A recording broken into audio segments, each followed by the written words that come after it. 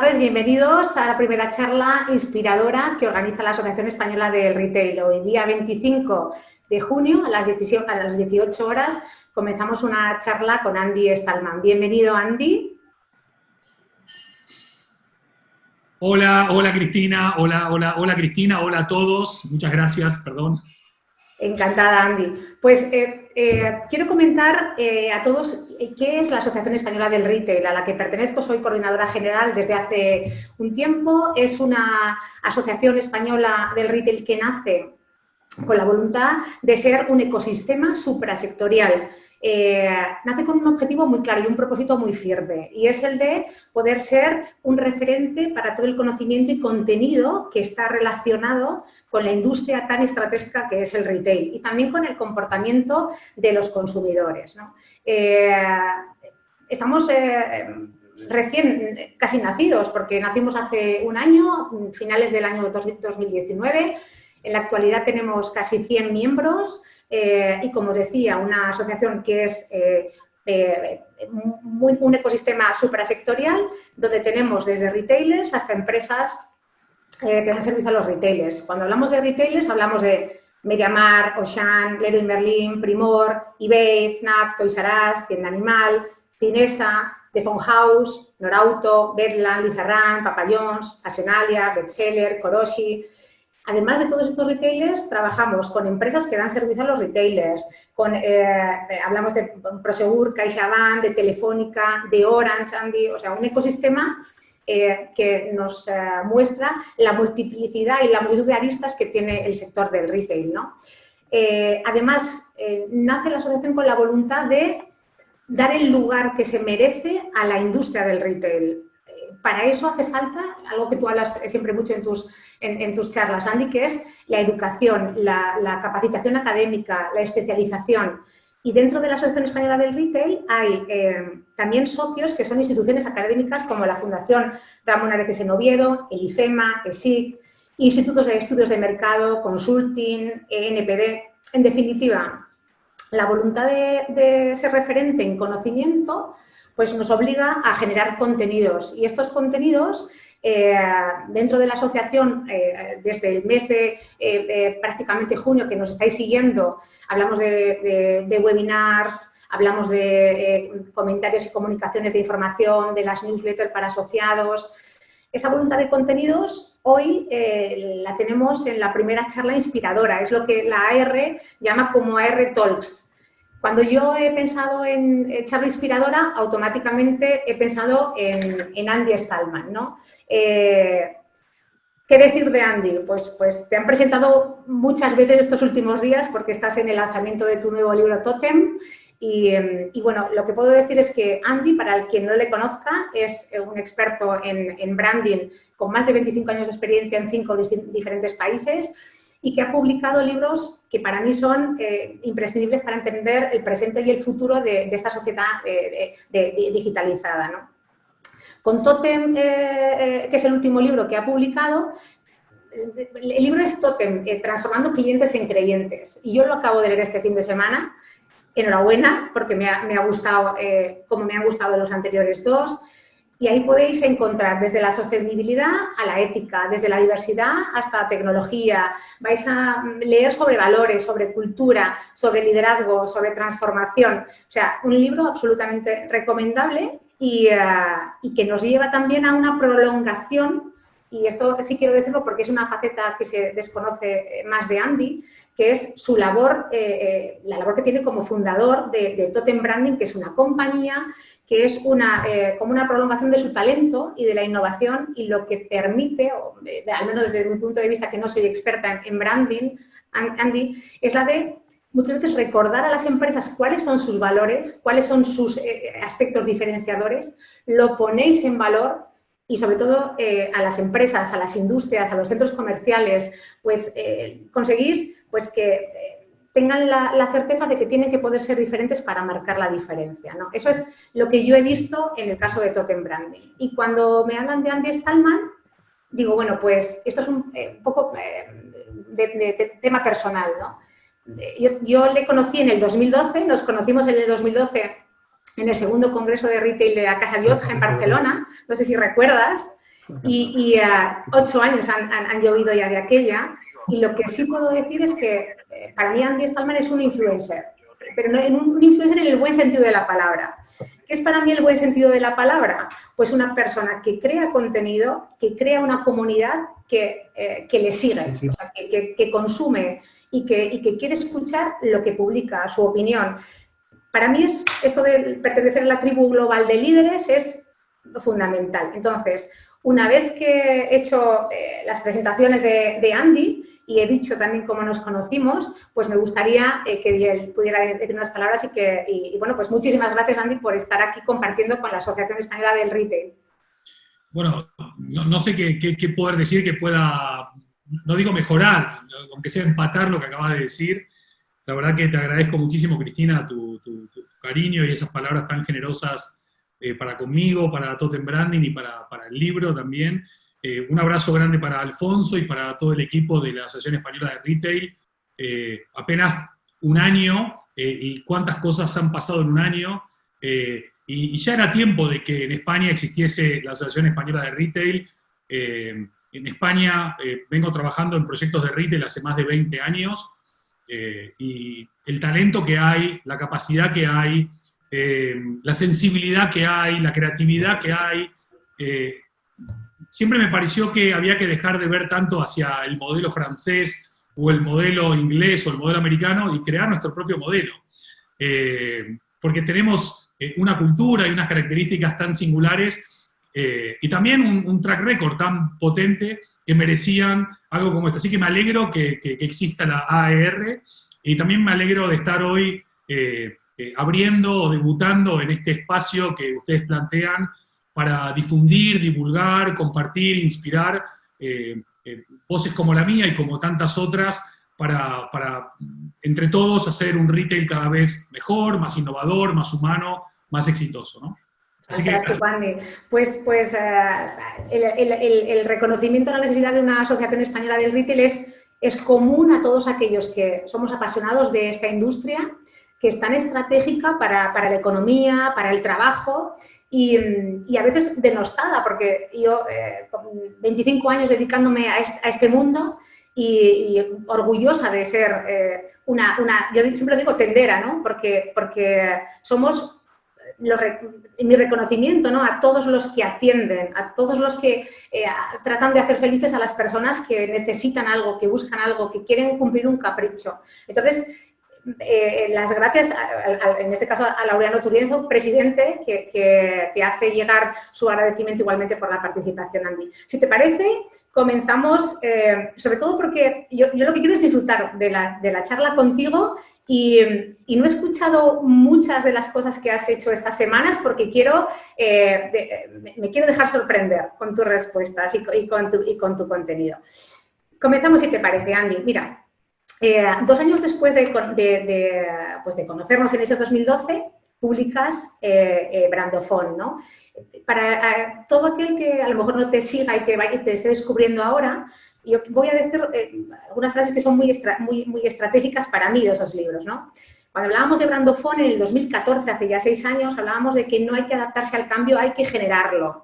Pues es que lo llevo escuchando, Andy, en las últimas 10 semanas de qué es lo que está pasando y cómo nos transformamos, ¿no? 2 años después, en el 2016, publicas Humanofon.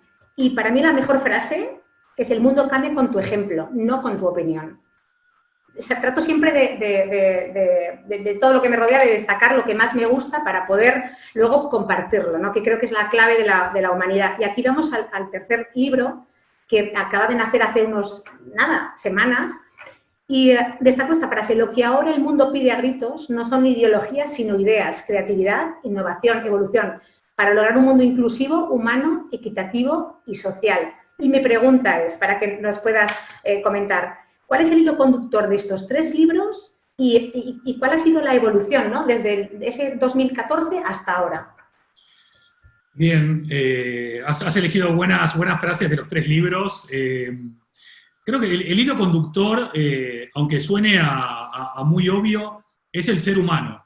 Desde que Internet opera a la escala que opera en nuestras vidas, cuando digo Internet digo herramientas digitales, redes sociales, apps, etcétera, etcétera, etcétera, es como que nos fuimos transformando en una sociedad muy tecnocéntrica o smartphone-céntrica, y sin querer o queriendo, fuimos relegando el factor humano a un segundo plano, ¿no?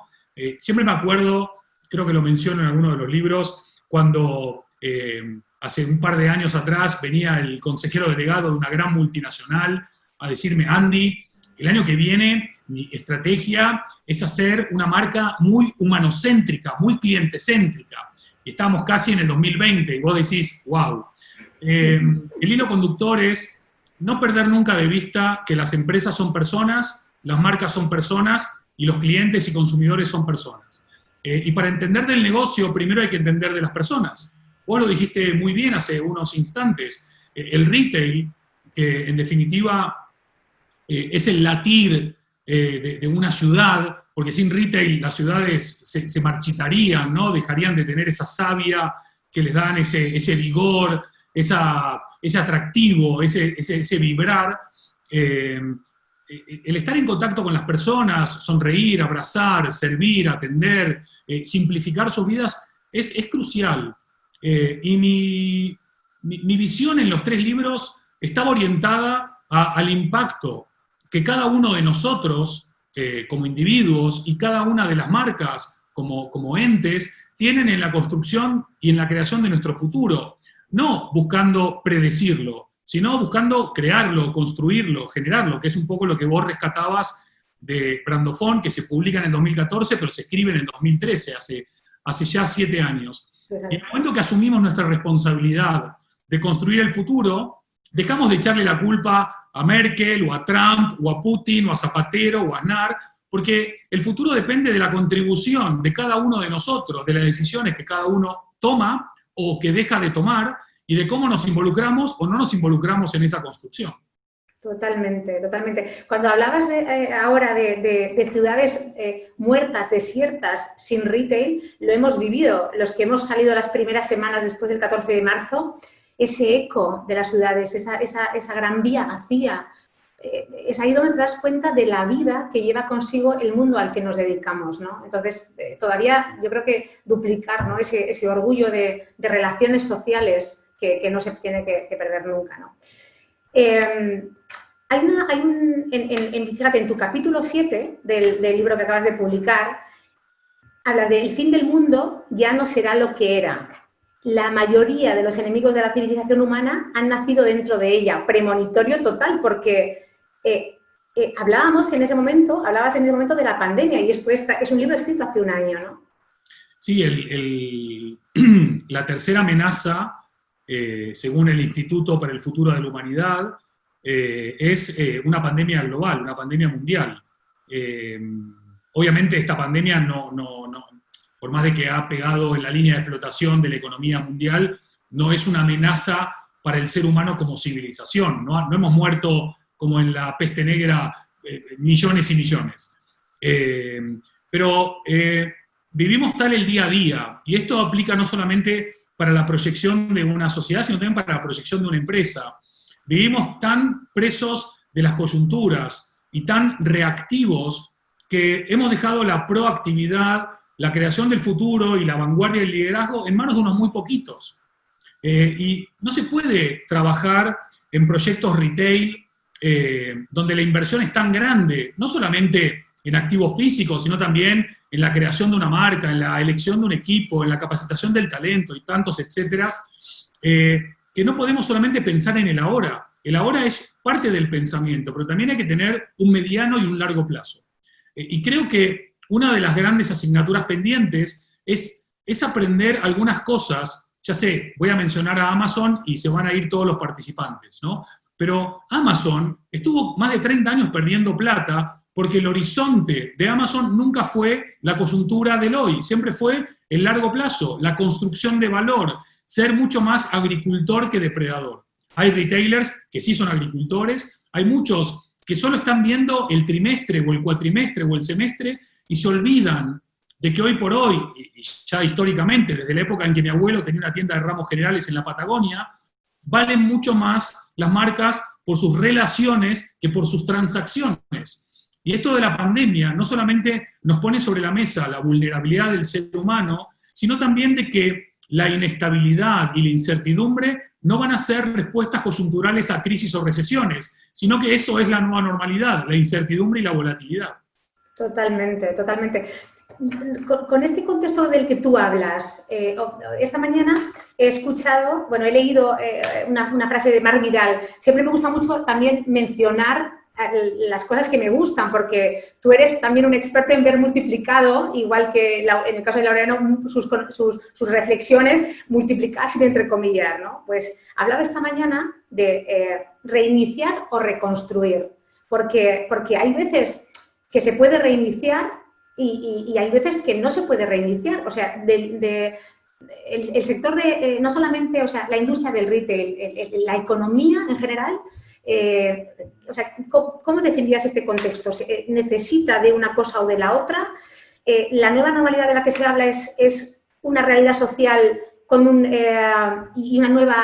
nuevo comportamiento. O sea, ¿cómo ves tú? ¿Es algo que se puede hacer un start-stop o no es tan fácil?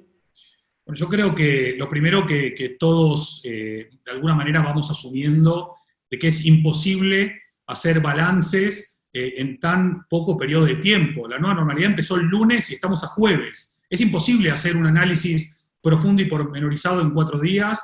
El COVID nació en diciembre y nosotros estuvimos 90 días confinados, o un poquito más. No se puede hacer un análisis profundo porque sería faltarle el respeto a aquellos que se toman periodos de tiempo de 1 año, o de 3 o de 5, para sacar verdaderas conclusiones, ¿no? Pero sí podemos tener algunas pistas a caballo de lo que vos decís. Una de las pistas es de que acá no ha habido revolución. Acá lo que está habiendo es evolución. Y la evolución básicamente es que el virus aceleró procesos, tanto digitales como culturales, sociales, económicos y humanos, que venían en cámara lenta. Por un lado, porque mucha gente sigue siendo muy temerosa al cambio. Hablo gente del sector y no del sector. Mucha gente, a pesar de que escucha de que hoy vale mucho más una empresa ágil, valiente y veloz que una empresa lenta, estática y temerosa, el retail no ha sufrido un cambio trascendental. Y desde la reapertura, si tú analizas con, por supuesto, muy destacadas excepciones, pero la mayoría de gente que hizo es el mismo retail de antes del COVID, con mascarillas, con guantes, con gel en la entrada y con más seguridad y con carteles por todos lados diciendo lo más importante es su seguridad. Ahora bien, ¿qué cambió en otros ámbitos desde el punto de vista de la atención, la experiencia, el servicio, la empatía, la sonrisa, la sorpresa, etcétera, etcétera, etcétera? Muy poco. Entonces, si todo este cimbronazo que nos pegó el coronavirus es simplemente para limpiar más los lugares, higienizarlos más, desinfectarlos más, poner más seguridad y usar mascarillas y poner carteles, no sirvió para nada. Ahora bien, todos podemos aprender cosas, y una de las cosas que hemos aprendido es que la gente, por lo menos en España, necesita socializar, necesita salir, necesita ver y ser visto, necesita comprar, necesita tocar, necesita encontrarse, compartir, pertenecer a esa tribu, microtribu, macrotribu o como quieras llamarlo. Con lo cual, los espacios físicos, que no solamente no han muerto, sino que no van a morir, necesitan pensar cuál es la propuesta de valor y de diferenciación para que levantemos el culo del sofá y vayamos a su tienda. Y eso tiene que ver con esa experiencia positiva, inmersiva, sensorial, empática, conectada con esos valores de marca, ese propósito, esa propuesta diferenciadora, que de verdad nos sacuda, porque ya quedó claro, la digitalización es comodidad, el resto es experiencia inmersiva. Pongamos valor ahí. Completamente de acuerdo contigo, Andy. Cuando tú hablas, igual también, la creatividad y la innovación no son un departamento, son una forma de entender la organización. Eso es uno de los mantras que yo he repetido siempre y es un mantra de esta crisis, ¿no? Sí, y seguirá siéndolo más allá de la crisis también, porque Lo único que sabemos de las crisis es que empiezan y terminan, no se eternizan. Lo que también hemos aprendido de las crisis es que mientras algunos lloran, otros venden pañuelos. Mientras está el pesimista que ve un problema en cada oportunidad, está el optimista que ve una oportunidad en cada problema. Y mientras que algunos hablan mucho de las crisis, otros trabajan para generar verdadera transformación. Ustedes como AER podrían estar ahora focalizando cada uno de ustedes en sus actividades o en sus empresas o en sus negocios. Y sin embargo, y me consta y lo digo en voz alta, tanto Cristina como otras personas de AER han dedicado un montón de tiempo en preparar esto, un montón de tiempo. Y eso significa que ustedes contribuyen no solamente a mejorar el sector, sino a impactar positivamente en las personas. Esa es la gran diferencia para mí entre ser una marca conocida y ser una marca querida. Cuando en el retail vemos una marca conocida, eso es una marca que genera un comportamiento. Cuando vemos una marca querida, esa es una marca que genera un compromiso. Yo desde que desescalé, estoy yendo a los bares, a los restaurantes y a las tiendas que más quiero, con los que tengo un compromiso, porque creo que mi contribución para que no cierren, para que no bajen la persiana, es que vayamos y gastemos plata en ellos, por todo lo bueno que nos hicieron vivir antes de este momento, ¿no? Absolutamente, y aquí yo creo que rompemos nosotros dos, la asociación y todos los que nos están escuchando, una lanza por el consumo, porque algo que yo digo es que el cliente sigue estando ahí. Han pasado muchas cosas, hay que tomar muchas decisiones, algunas no son positivas, no son agradables, pero el cliente está ahí, eso es una buena noticia.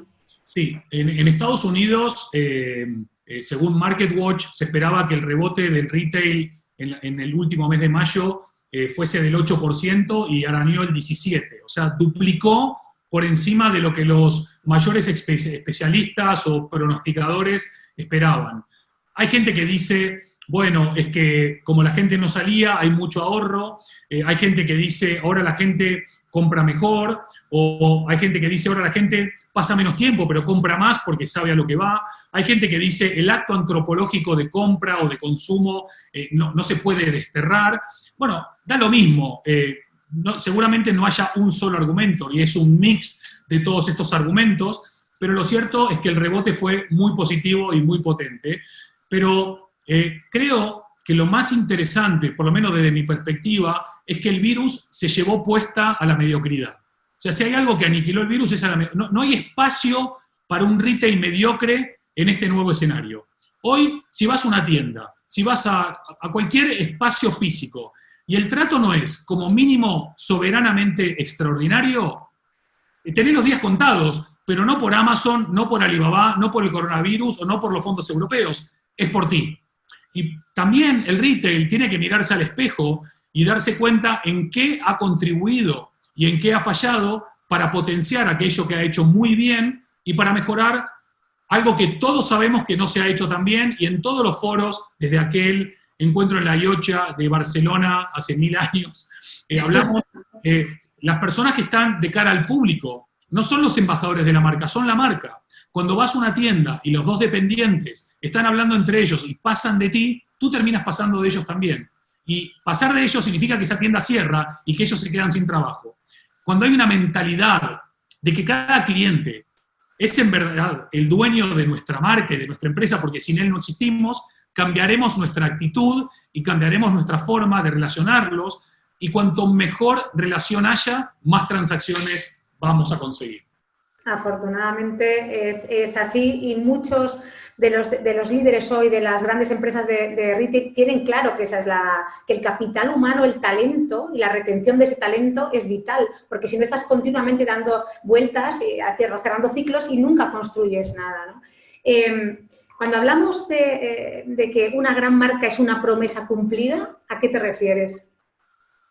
Las marcas, en el fondo, son promesas que le haces a la sociedad, son contratos que haces con la sociedad. Las grandes marcas son promesas cumplidas porque dicen lo que hacen y hacen lo que dicen. Desafortunadamente, una gran mayoría de marcas prometen un montón de cosas que después no los vas a ver. No quiero dar nombres, pero vos ves publicidades hoy de bancos en la televisión que te dicen que te escuchan, que te atienden, que te ayudan, y después vas a cualquier sucursal y no te escuchan, no te atienden, no te ayudan, ¿no?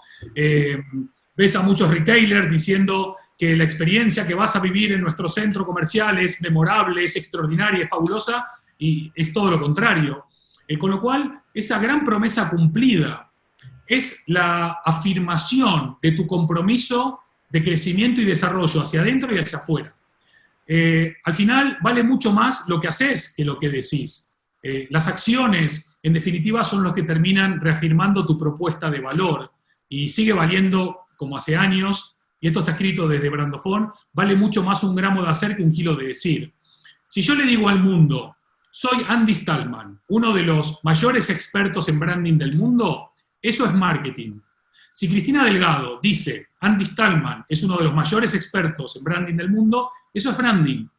No importa lo que las marcas dicen hoy por hoy, importa lo que nosotros, clientes y consumidores, decimos sobre esas marcas. Y si una marca te trata bien, cumple lo prometido, supera las expectativas, su propuesta de valor además impacta positivamente en la sociedad, en el medio ambiente, en lo social, en lo económico, en lo cultural, ¿quién querría irse a otra marca?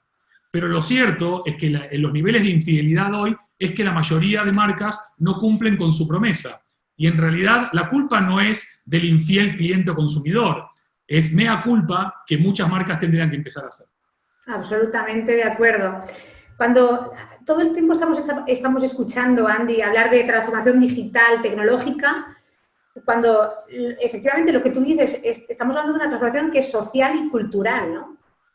Sí, es social, cultural, económica y sobre todo es una transformación emocional, porque casi no hemos hablado de esto.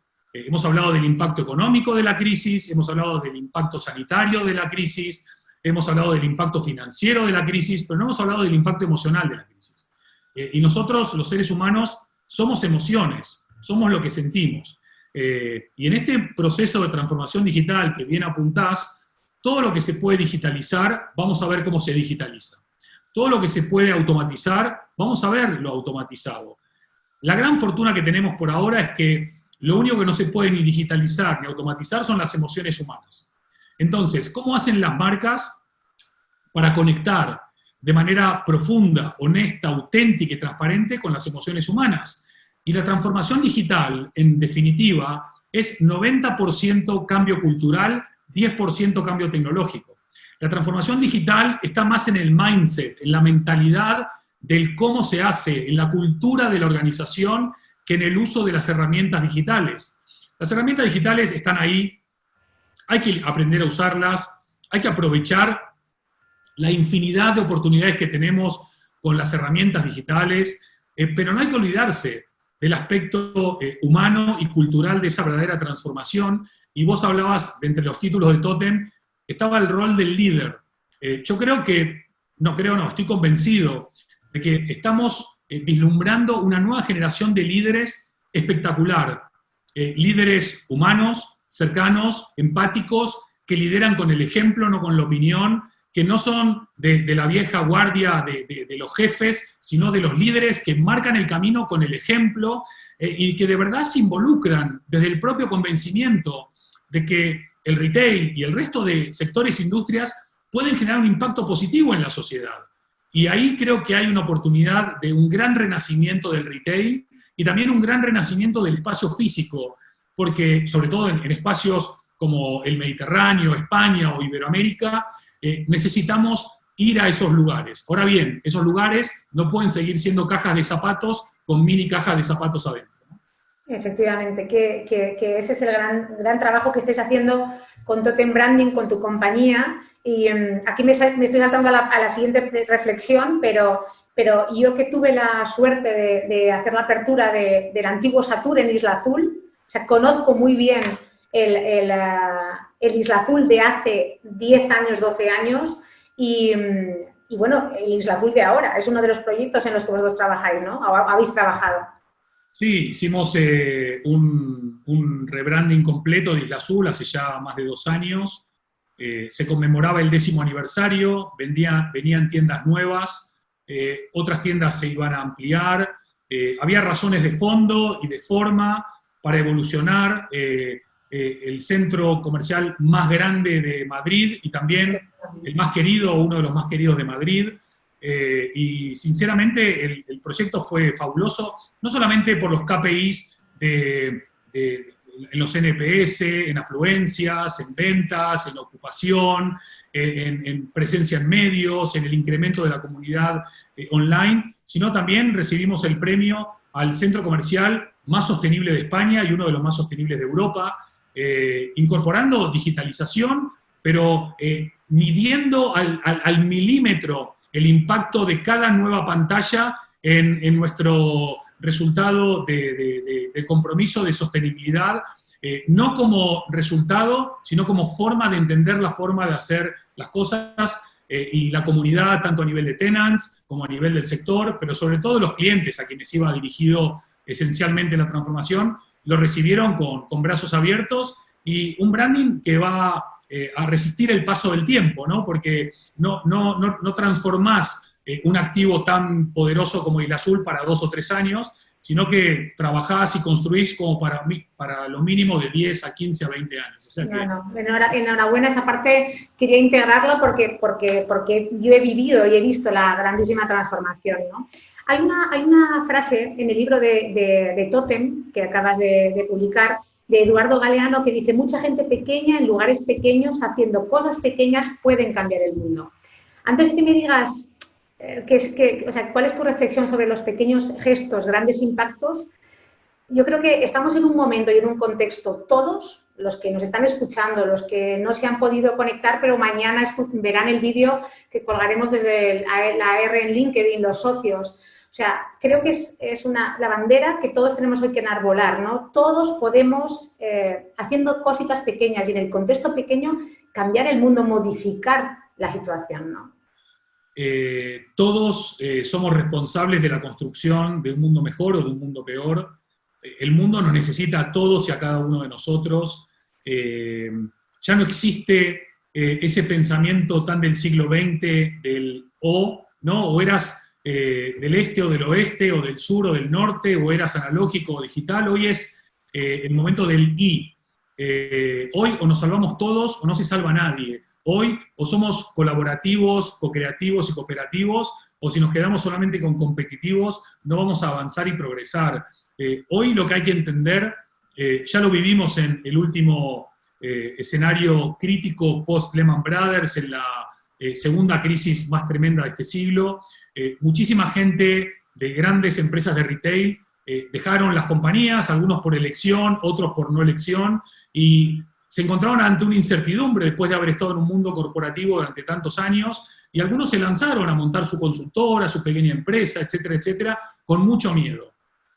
Hoy quiero complementar la frase de Galeano con un proverbio africano que dice que si crees que eres demasiado pequeño para marcar la diferencia, es que nunca pasaste la noche con un mosquito. Hoy todos podemos contribuir, todos podemos marcar la diferencia, pero no todos de manera individual.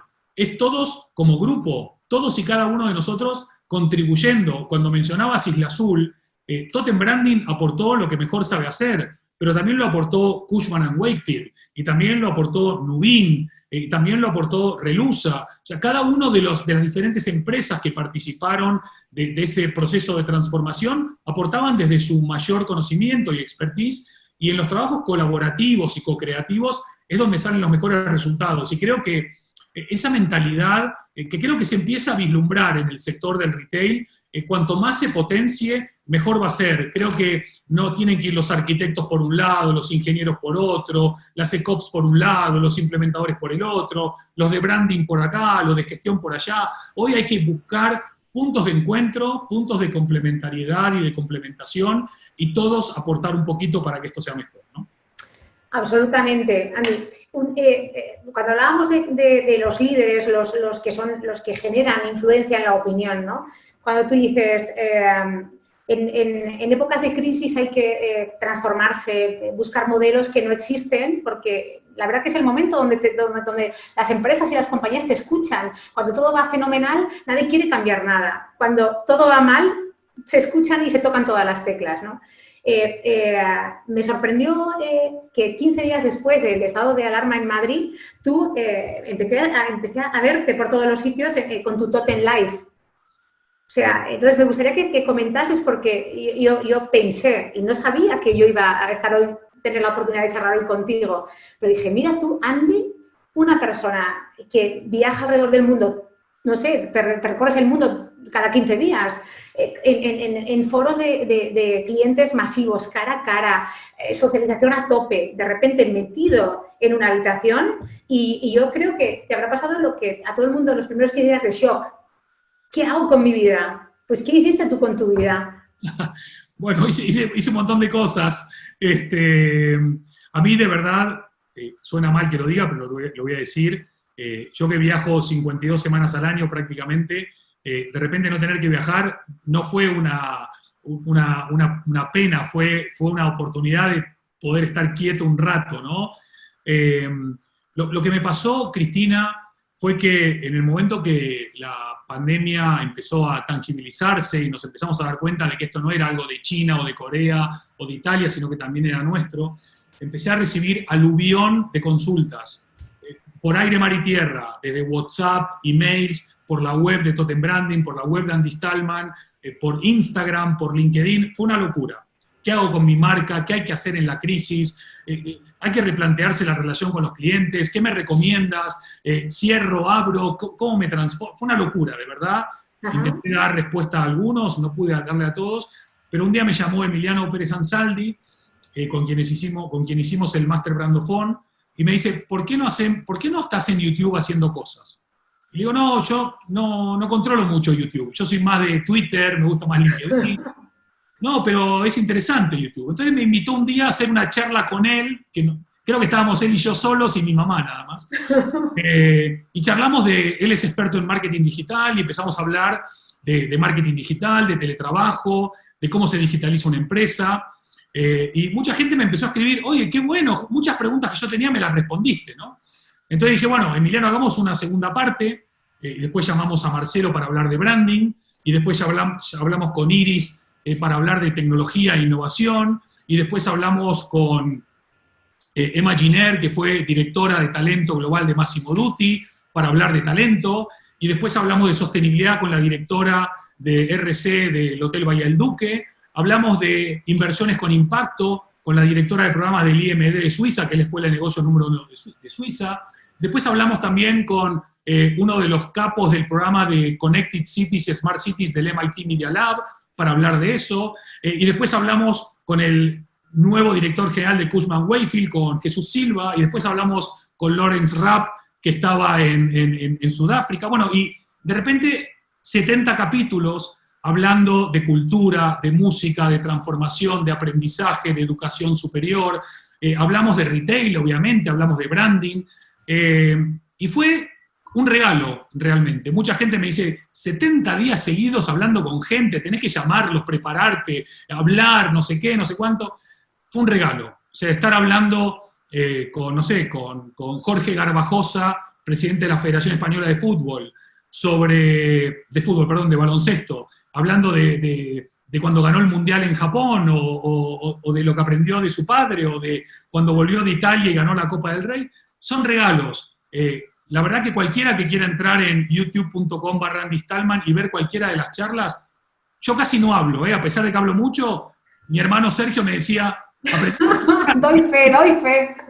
Yo me encanta hablar como es evidente, pero casi no hablo. Hago la introducción, hago las preguntas y la despedida. Pero hay un grupo de personas verdaderamente inspiradoras, extraordinarias, talentosas, generosas, y que hablan además sin tapujos. Ian Sanford, por ejemplo, hablando del retail del futuro, es una charla para desmenuzarla y verla varias veces. Así que sí, fue un ejercicio verdaderamente fabuloso, y lo bueno es que nos vieron en más de 30 países. Han consumido casi 6.000 horas de video, que es como casi 260 días seguidos viendo entrevistas sin parar. Así que, bueno, fue uno de los regalos dentro de este momento feo de pandemia. Pues efectivamente 36.000 reproducciones que habéis tenido y yo no he podido conectarme a todas, pero cuando he podido me he enganchado y efectivamente es un regalo de personas que seguramente no tengan, por la publicidad y no tengan ese escenario de forma habitual y tú les has rescatado para poder ofrecerlo y de forma colaborativa, ¿no?, al mundo. O sea que en esa parte agradecimiento absoluto. Para terminar, en esos 5 minutitos que nos quedan antes de poder dar paso a las preguntas de los colegas que seguro que nos están escuchando, he apuntado aquí, me estoy aprovechando de lo que me gusta escucharte, ¿no?, y de lo que me inspiran tus opiniones. Me gustaría que me dijeras, porque dentro de tu libro Totem hay, antes de cada capítulo, una reseña o varias reseñas de grandes empresarios. Las que yo tengo señaladas que más me gustan es una de Marie Curie, primera mujer en conseguir el premio Nobel. No puedes construir un mundo mejor sin mejorar a las personas. Lo que hablamos al principio, Cris, si no entendemos de que los negocios son personas, las empresas son personas, las marcas son personas, los clientes y los ciudadanos son personas, es imposible. Y mejorar a la persona es tarea de cada uno. La vacuna no está hoy y no va a estar por mucho tiempo. Cada uno de nosotros es la vacuna, siempre que seamos conscientes, seamos cívicos, seamos respetuosos. La construcción de una sociedad mejor parte de que cada uno de nosotros seamos, odio esta expresión, pero creo que lo grafica muy bien, la mejor versión de cada uno de nosotros. Y eso no se busca en un coach, o en un psicólogo, o en un jefe, o en un presidente de gobierno. Eso se busca adentro. Podés buscarlo con amigos, con la familia, pero la oportunidad, después de haber estado encerrados, sin distracciones y hurgando dentro nuestro, si no salimos mejores, el tiempo fue absolutamente perdido. Ojalá que haya sido tiempo ganado, ¿no? Oh, absolutamente. De Reed Hastings, presidente de Netflix, no tengas miedo a cambiar el modelo. Imagínate, Netflix. Bueno, Netflix está escrito en Totem en su momento de crecimiento complejo, complicado, como todos los crecimientos, fue ofrecer la plataforma a Blockbuster. Blockbuster en ese momento tenía 7.500 tiendas y el precio de Netflix era irrisorio. Los dueños de Blockbuster le dijeron que nada de Netflix ni de nada. Hoy hay una tienda Blockbuster en Oregon, que es una tienda de memorabilia, y Netflix, no sé ahora mismo cuál es la cotización, pero serán varios miles de millones. Vos fíjate, tanto Netflix como Uber o como Airbnb, por mencionar algunas marcas muy conocidas, todas han disrupcionado sus sectores. Y Uber y Airbnb nacen en momentos de recesión anteriores. En retail, si dejamos a un lado a Amazon por un momento, no hemos tenido un gran disruptor, ni externo ni interno. No tenemos una gran disrupción en el retail, pero todos los que operan en el sector podrían disrupcionar. ¿Qué impide hoy que alguien se plantee una verdadera revolución en la forma en que hacemos retail, en la forma en que consumimos retail, en la forma en que nos relacionamos dentro del retail o en la forma en que creamos valor dentro del retail? No, cualquiera puede hacerlo. Las crisis lo que hacen es que aplanan el campo de juego y nos ponen a todos adelante de la circunstancia con las mismas posibilidades de hacerlo. Y quizás la AER puede ser el catalizador de muchas ideas o de muchas propuestas o iniciativas que un solo retailer no pueda llevar a cabo. Pero si se suman muchas ideas, muchas ganas y un gran catalizador, quizás España puede liderar la forma o el modelo del retail del día de mañana. No lo quiero llamar post-COVID, lo quiero llamar el retail del futuro, pero entendiendo el día después como el ya, el ahora, ¿no? Totalmente. Y en eso estamos trabajando todos los apasionados de esta industria y de este mundo para que así sea. Hay una frase que me gusta mucho de Marina Gorbis, directora ejecutiva del Instituto para el Futuro, que dice: todos somos inmigrantes para el futuro, ninguno de nosotros es nativo en esa tierra. Qué verdad, ¿no? Sinceramente, cuando escribí Brandofón, que se publicó en 2014, hay una parte del libro en donde yo cito a varios futurólogos, futuristas, visionarios, como Michio Kaku, por ejemplo, que es una eminencia, ¿no? Hablando de lo que va a venir en el futuro, y enumero varias cosas que estos expertos en futurismo vaticinaban que iban a pasar en 2020, ¿no? ¿Cómo iba a ser nuestra sociedad hoy? ¿Sabes cuántas cosas pasaron de lo que dijeron que iba a pasar? No te digo 0, pero te digo 1 tal vez. El futuro no se puede vaticinar, solo se puede construir. Y esa construcción tiene que ver, como dijimos antes, con todas las decisiones que hoy tomamos o dejamos de tomar, con todos los riesgos que hoy asumimos o dejamos de asumir, con todos los proyectos que hoy decidimos emprender o no emprender. Nadie es experto en el futuro. Pero lo que sí podemos decir es que algunos tenemos más expertise que otros porque hemos vivido crisis más profundas o hemos lidiado mejor con la incertidumbre, o la incertidumbre no nos afecta como puede afectar a otros. No vamos a entrar en un territorio de tranquilidad, de no volatilidad, de no incertidumbre, con lo cual, como todos somos inmigrantes en el futuro, lo mejor es hacer lo que hacemos los inmigrantes, que es ir a un lugar nuevo, desconocido, con ganas de trabajar, arremangándonos, abriéndonos a lo desconocido, abrazando eso sin miedo e integrándonos o creando la integración, pero no haciendo que los demás se adapten a uno, sino nosotros, de alguna manera, siendo parte de eso nuevo. Los inmigrantes que se bajan del barco o del avión con los ojos bien abiertos y las orejas bien despiertas, escuchando y aprendiendo más que lo que hablan, son aquellos que terminan aportando más valor, porque entienden que ese lugar desconocido puede ser un lugar mucho mejor del que vienen, ¿no? Fantástico, Andy.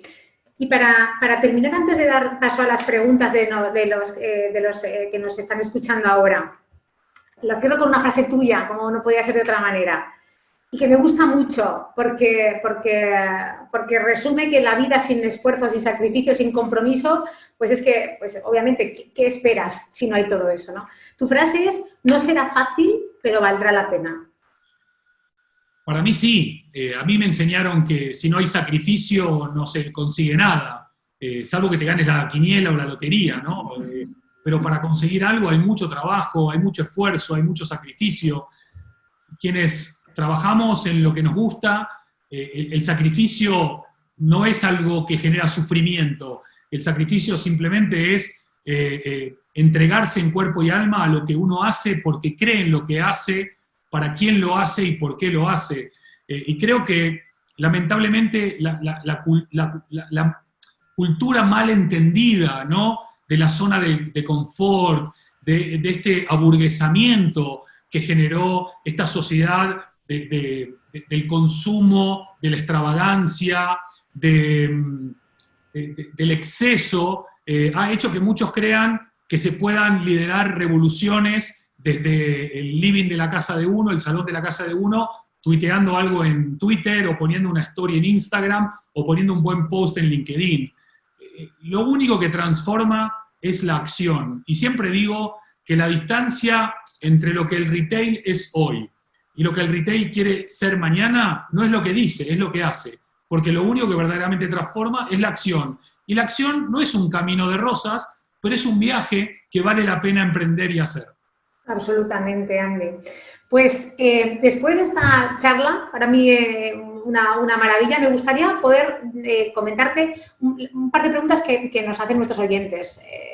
Apreciado Andy, gracias por la generosidad por estar aquí. Me sumo al agradecimiento de R+D. El centro de tu discurso, en el centro está la necesidad de poner a la persona en el centro y de que las empresas comuniquen sus valores y su propósito. ¿Crees que las empresas están preparadas para dar ese salto y abrirse de forma transparente a sus grupos de interés? Quizás lo dije mal entonces. No hay que comunicar los valores y el propósito. Los valores y el propósito se viven, se sienten, se accionan con todo lo que cada marca hace. Uno no dice, soy confiable, uno es confiable. Uno no dice, soy honesto, uno es honesto. Por lo tanto, lo importante es vivir ese propósito en todos y cada uno de las personas que dan vida y sentido a ese propósito, desde el líder de la organización, que es de alguna manera el keeper, ¿no? El guardián de que ese propósito sea una realidad, hasta todas las personas, desde el chico que está en la entrada hasta la presidenta de la organización, todos dan vida a ese propósito en lo que hacen y en cómo lo hacen. El 80% de los españoles hoy busca marcas con valores más allá de la calidad o el precio. Y entre los valores más destacados están transparencia, honestidad, confianza y no me acuerdo el cuarto. Estas cosas no se dicen, se hacen. Y hoy por hoy, empresas retail que tienen tal universo de stakeholders alrededor, accionistas, proveedores, partners, administraciones, medios, logística, etcétera, etcétera, etcétera, la coherencia y la consistencia entre lo que piensas, lo que dices y lo que haces es fundamental. Pero sobre todo lo que mejor comunica es lo que haces, cómo lo haces y por qué lo haces. Una pregunta que siempre es recurrente dentro de las charlas vinculadas al retail, ¿no? ¿Cómo hacer frente por parte de los pequeños negocios a las grandes plataformas digitales que solo presentan precio? Yo discuto esa parte porque no todas solo presentan precio, porque lo que hemos vivido a lo mejor en la pandemia ahora, si la experiencia de cliente no, o sea, termina cuando estás con el paquete en tu casa. O sea, ¿cuál es tu opinión al respecto? Mira, históricamente el retail se dividía en dos grandes grupos de marcas o de empresas, las que competían por precio y las que ofrecían una experiencia inimitable, singular o inigualable. Y esto sigue siendo lo mismo. Si vos querés competir por precio contra un Alibaba o contra AliExpress, ni empieces tu negocio, no tiene sentido. Ahora bien, también hay que decir que el 80% de las empresas españolas, hasta antes del coronavirus, no habían ni comercializado ni vendido nada en Internet. 80%. Estamos en el año 2020. Entonces, claro, ¿tú quieres ir a competir contra las grandes plataformas o los marketplaces? No, lo tuyo es otra cosa. Una de las cosas interesantes que se está poniendo en valor ya hace tiempo, pero que ahora se va a exacerbar, la gente no está buscando más el copy-paste. La gente está harta de ver la misma tienda de X marca en Lisboa, Madrid, París o Berlín. La gente está buscando lo genuino, lo auténtico, lo singular, lo que no se encuentra en otros lugares, lo que no se puede conseguir en otros espacios. Y ahí creo que aquellos que son más pequeños, seas micro, pequeña o mediana empresa, donde podés hacerte fuerte. Y creo que tu fortaleza no tiene que ver con ir a pelear con esos monstruos que les da lo mismo ganar o perder plata, entre comillas, ¿no? Tiene que ver con identificar tu audiencia, identificar cuál es tu propuesta de valor e ir hacia allá. Si tu propuesta es de precio, bueno, quizás tengas suerte. Lo normal es que cuando competís por precio, siempre hay alguien que puede vender más barato y que te puede comer la tostada, ¿no? Absolutamente, Andy. Pues yo creo que hasta aquí, cumpliendo con el horario establecido para todos los que habéis hecho el agujerito dentro de la tarde, estas tardes y jornadas tan largas de teletrabajo que estamos viviendo todos, pues agradecerte, Andy, la generosidad de tu tiempo. Sé que estás igualmente hasta arriba, dando charlas, inspirando, dando pildoritas de inspiración, ¿verdad? Y por la parte de la Asociación Española del Retail, un agradecimiento brutal por inaugurar esta serie de futuras charlas inspiradoras, ¿no? Para todas las personas, ciudadanos, retailers, industria, empresa. Formamos todos parte de un ecosistema, ¿verdad? Sí, Cristina, voy a estar acompañándolos en todas las charlas como audiencia, en las próximas, pero con mucho interés. Claramente el retail no es un negocio, no es una industria, no es un sector. El retail es la savia que hace que se rieguen las ciudades de vida, de movimiento, de acción. Para mí, sin retail, el corazón de una ciudad deja de latir. Sin retail, nos volvemos menos sociales y menos sociables. Y creo que cuanto más entendamos del impacto del retail, no solamente en la economía, sino también en la cultura, en la emoción, en la transformación, en el crecimiento, en el desarrollo, en la diferenciación y en la creación de valor añadido, creo que no solamente nosotros que estamos trabajando en retail, sino también el resto del mundo nos pueda mirar con otros ojos, y también creo que iniciativas como esta de la Asociación Española de Retail son enriquecedoras por donde la veas. Nos está acompañando gente de Argentina, de Ecuador, de un montón de lugares, obviamente de España, y quiero, esto lo tengo que hacer público, porque si no, no voy a poder dormir hoy, el amor que le pone Cristina, el compromiso que le pone Cristina, la profesionalidad que le pone Cristina, y la cercanía para construir puentes que le pone Cristina, la verdad que hablan excelente de la AR y del retail también, y quiero aprovechar, antes de que nos despidamos, de mandarle un fuerte abrazo al Presi, ¿no? Que se ponga bien. Efectivamente, Laureano, el guerrillero, ¿no? El que hace más de un año gestó, como tú bien tienes ahora, esa idea de generar ese ecosistema tan necesario, ¿no? para esta industria de la que vivimos tantísimas empresas, tantísima gente, y que todos formamos parte de ella, como consumidores, o sea, hay un grandísimo ecosistema. Dentro de lo que tú comentabas ahora, Andy, y antes de despedirnos, hay un cachito de tu libro, de Totem, donde hablas de sin, que en inglés es pecado, ¿no? De Sinner, hay una serie de pecador. Pues comentamos mucho que en nuestra voluntad como asociación sin ánimo de lucro, o sea, todos los que estamos trabajando en la asociación lo hacemos por amor y por pasión al retail. Entonces, te agradezco ese reconocimiento que hago extensivo a todos mis colegas, e invito a todos aquellos retailers, empresas que se dedican a dar servicios a los retailers, instituciones académicas que quieran ayudarnos a dar ese valor y esa entidad al retailer, pues al retail y a los retailers, pues que están absolutamente bienvenidos, porque sería un pecado no pertenecer a ellos. Aprovecho para decir a todos los que nos escuchan, que todavía son muchos, que el próximo jueves tendremos una webinar sobre experiencia de cliente en tiempos de COVID. Tú has comentado al principio de la charla que ese es el reto. No es solamente la apertura en condiciones sanitarias, el reto es la experiencia, ¿no? Y bueno, pues lo liderará Rafa Machín, que es un crack en comunicación y en fuerza comercial, y os invito al próximo jueves. Y las últimas palabras, de nuevo, Andy, de agradecimiento por inaugurar esta charla inspiradora, que espero que sea la primera de muchas, y cuando publiques tu siguiente libro o tu segunda edición de Totem Live, pues también te invitaré de nuevo. Fenomenal, Cristina. Un abrazo grande a todos los que nos han acompañado. A ti, Andy. Para vos, para todos los miembros y miembros de la AR. Y no nos olvidemos de que los Totem Live y los AR Talks son buenísimos para despertar conciencia, para generar debate, para potenciar la reflexión, pero lo único verdaderamente transformador es la acción. Así que si después de pensar y reflexionar y debatir hacemos, lo mejor es eso. Un abrazo grande, gracias. Hasta luego, un abrazo para todos y gracias por estar con nosotros. Gracias. Chao, hasta la próxima. Hasta luego, Andy. Chao.